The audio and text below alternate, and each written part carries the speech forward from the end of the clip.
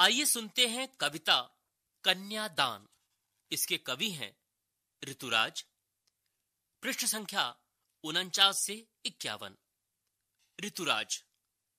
ऋतुराज का जन्म सन 1940 में भरतपुर में हुआ। राजस्थान विश्वविद्यालय जयपुर से उन्होंने अंग्रेजी में एमए किया।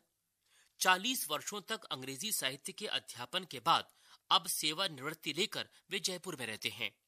उनके अब तक 8 कविता संग्रह प्रकाशित हो चुके हैं, जिनमें एक मरण धर्मा और अन्य, पुल पर पानी, सुरत निरत और लीला मुखारविंद प्रमुख हैं।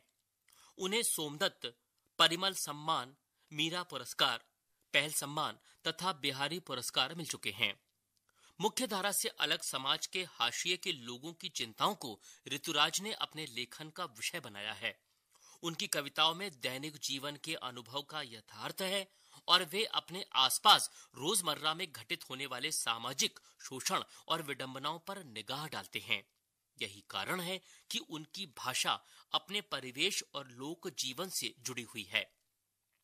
कन्यादान कविता में माँ बेटी को स्त्री के परंपरागत आदर्श रूप से हटकर सीख दे रही है।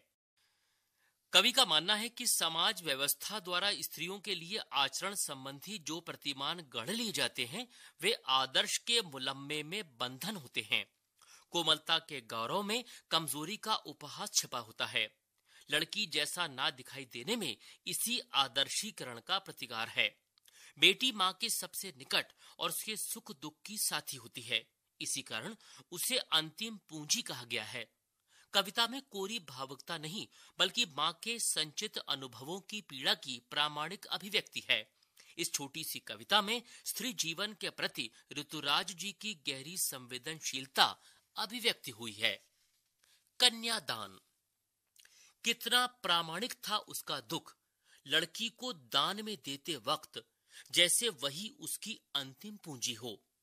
लड़की अभी सयानी नहीं थी, अभी इतनी भोली सरल थी कि उसे सुख का आभास तो होता था, लेकिन दुख बांचना नहीं आता था। पाठिका थी वह धुंधले प्रकाश की, कुछ तुकों और कुछ लयबद्ध पंक्तियों की। माँ ने कहा, पानी में झांककर अपने चेहरे पर मत रीझना।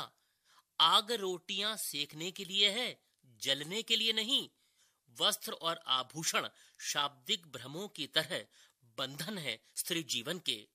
माँ ने कहा, लड़की होना पर लड़की जैसी दिखाई मत देना। प्रश्न अभ्यास 1।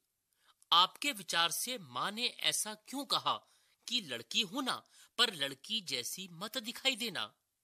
2।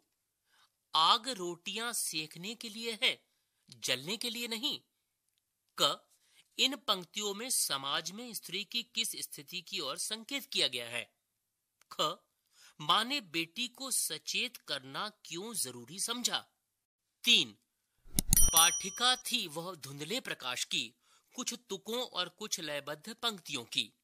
इन पंक्तियों को पढ़कर लड़की की जो छवि आपके सामने उभर कर आ रही है, उसे शब्दबद्ध कीजिए।